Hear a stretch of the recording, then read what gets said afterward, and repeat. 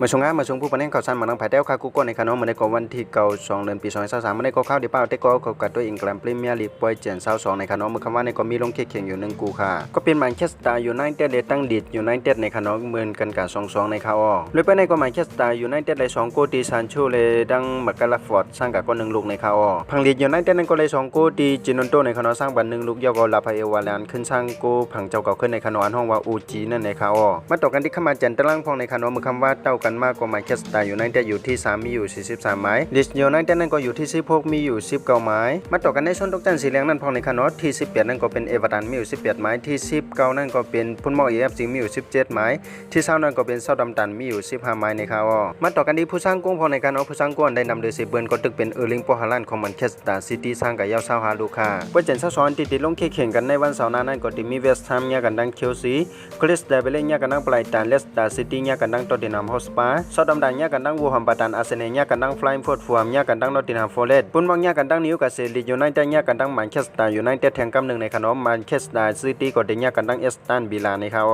โอเคทั้งเส้นทั้งหมดก็มีจึงหนังในขนมสันเจว่าได้ก็เขาเกี่ยวด้วยส่งด้วยลองข่าวซ้ำหนังภายใต้ในก็อย่าไปลืมกดไลค์กดติดตามไว้สันเจว่าด้วยทั้ง TikTok Facebook ในก็อย่าไปลืมกันติดตามมันทั้งช่อง YouTube ข่าวพอในขนมกำในส่วนในก็ข่าวย้อนสู่ปันให้ผู้ปันแห่งข่าวซ้ำหนังภายใต้ข่าวอยู่ได้มีเงินทางดีคือเพื่อนกันกูก็กูวนเสกำข่าวข่าวซ้ำหนังภายใต้ใหม่สงค่า